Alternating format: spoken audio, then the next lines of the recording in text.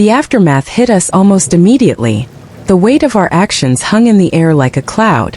I could see the uncertainty in his eyes now, the same doubt creeping into my own chest. What had we done? What had we become? But even as the questions lingered, there was something else there. A shared understanding, a silent agreement that this was only the beginning. There would be no going back. And somehow that terrified and thrilled me all at once.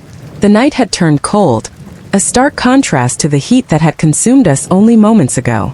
My body felt heavy, like the weight of everything that had just happened was pressing down on me, suffocating. He was sitting across the room now, his back against the wall, eyes cast downward as if trying to make sense of it all, or maybe hoping that if he stared at the floor long enough, everything would vanish. I couldn't look at him.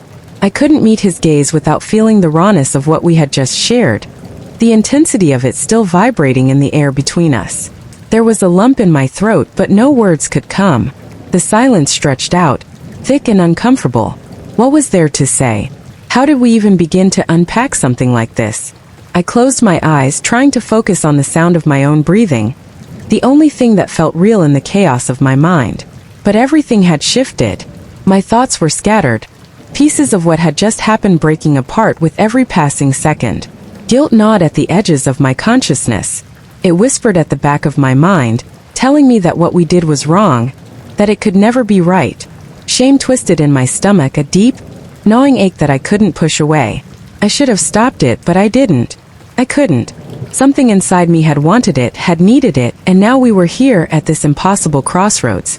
But then there was another feeling, one that I didn't dare to acknowledge. Something darker, more dangerous. A sense of liberation, of freedom in having crossed that line. It wasn't just physical, it was mental, emotional. For the first time in so long, I felt like I was truly alive, unshackled, free from all the things that had held me back. But was it worth it? Was this feeling enough to erase the weight of what we had done? The room felt suffocating, yet neither of us moved. The silence was oppressive, and I realized we were both waiting for what, I wasn't sure. Maybe for the other to speak first, to say something that would make sense of the madness, to offer some explanation. But neither of us did. We both knew that no words could fix this. I finally stood up, my legs shaky, my head spinning. My body was betraying me, remembering everything. Every touch, every kiss, the heat of his skin pressed against mine. It was still with me like a fire that wouldn't burn out. My hands trembled as I reached for my clothes, pulling them back on with shaky fingers. When I looked up, I found his eyes on me, heavy with something unreadable. He didn't say a word, but his gaze felt like a question, one that lingered in the air between us. "Is it over?" I finally asked, the words falling out before I could stop them. His eyes flickered, almost as if he were caught off guard by the question, but he didn't answer. He couldn't. There were no answers, not now, not yet. He seemed to be lost in his own thoughts, torn between the consequences of what we'd done and the undeniable truth that what had just transpired was inevitable, something neither of us could have avoided. I turned toward the door, the weight of the moment too much to bear. But before I reached the threshold, I felt a hand on my arm. His grip was gentle, almost hesitant, but it stopped me. I turned, and for the briefest second, our eyes locked. No words spoken, but everything we felt passed between us in that single moment. A mixture of desire, fear, and uncertainty, tangled together in a web too complicated to unravel.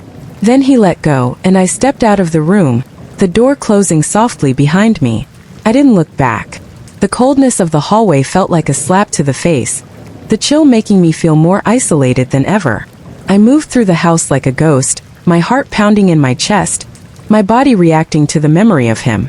Outside, the night air hit me like a cold slap to the face. It was sharp, cleansing, but it couldn't wash away what had happened. My heart was still racing, my mind still spinning.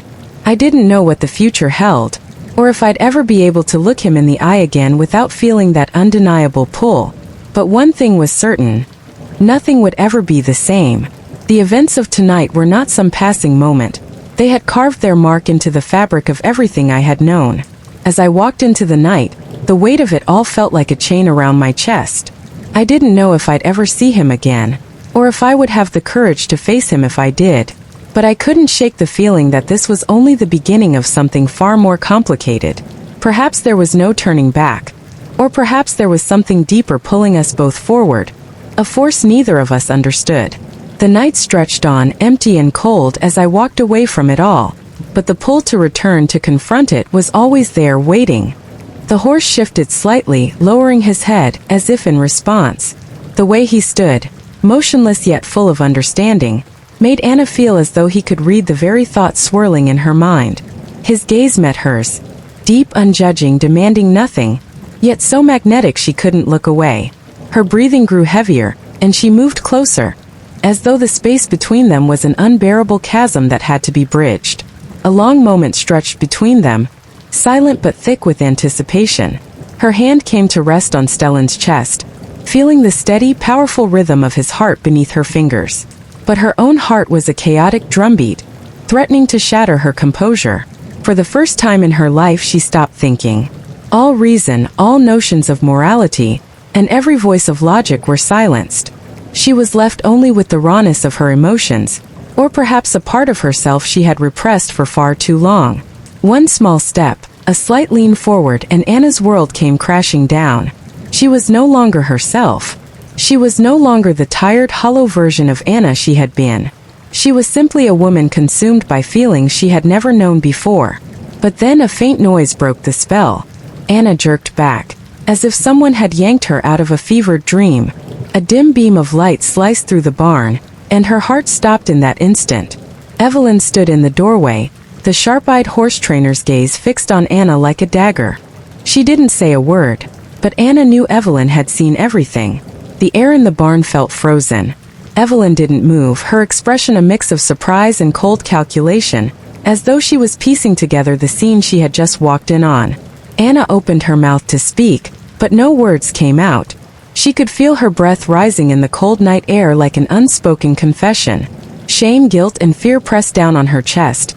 Yet somewhere deep inside, she felt an odd sense of relief.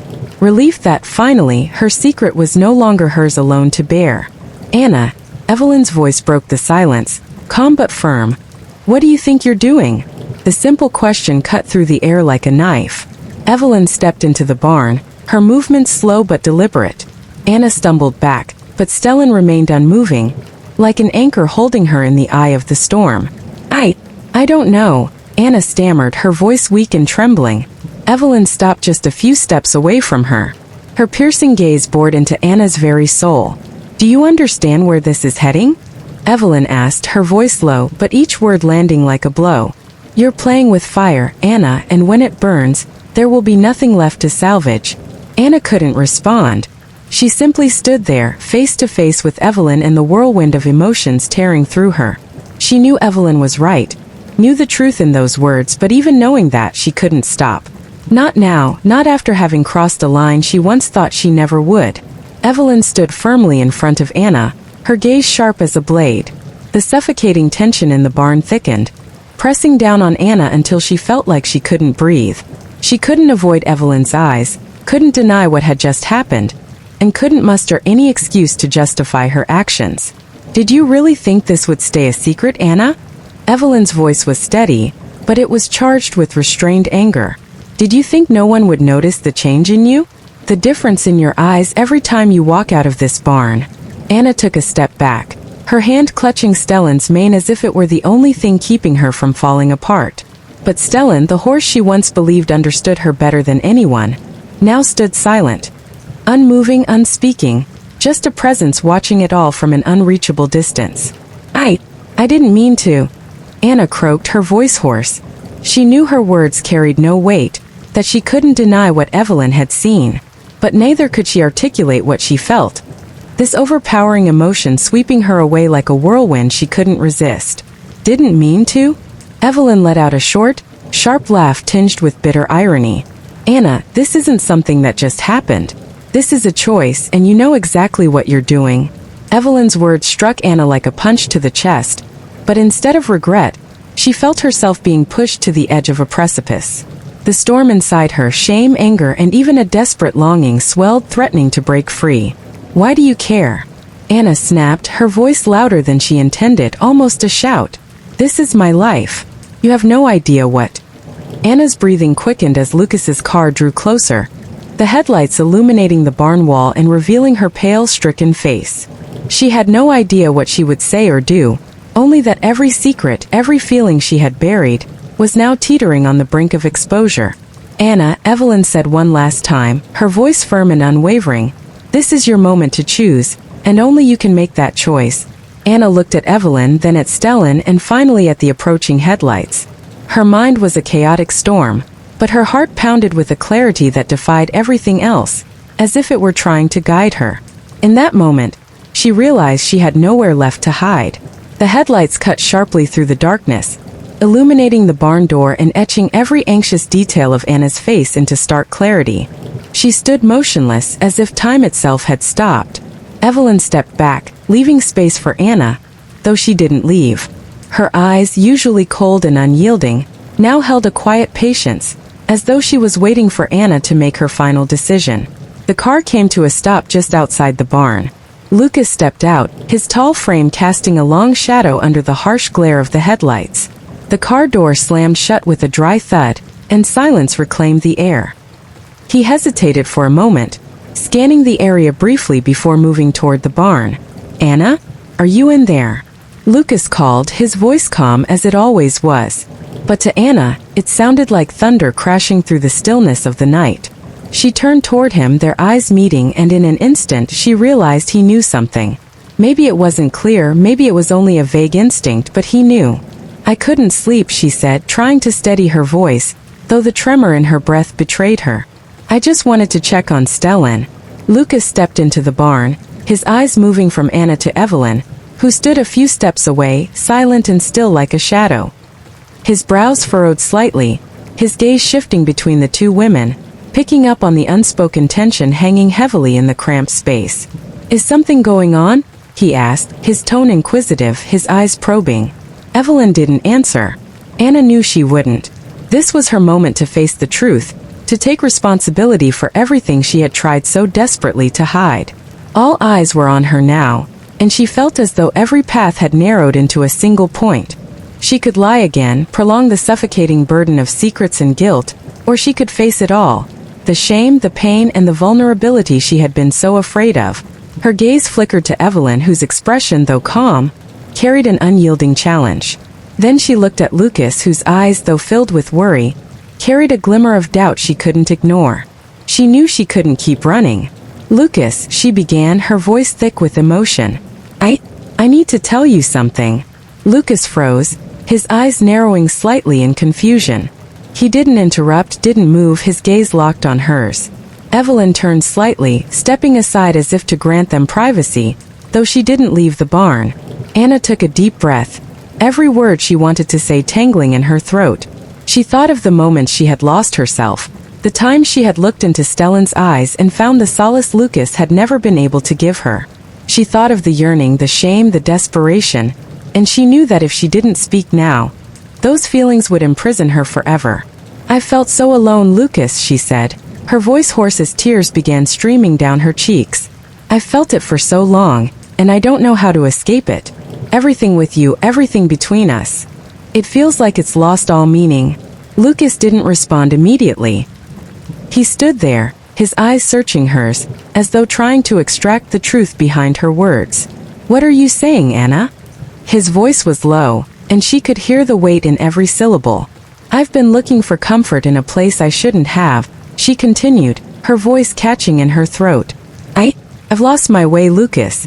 I don't know how to explain it, but I've crossed a line." Lucas stepped back, his eyes widening slightly, as though he couldn't believe what he was hearing. "Crossed a line," he repeated, his voice rough, barely audible. Anna felt her chest constrict, as if her heart were being squeezed by an invisible hand. "I don't know how to explain it," she said.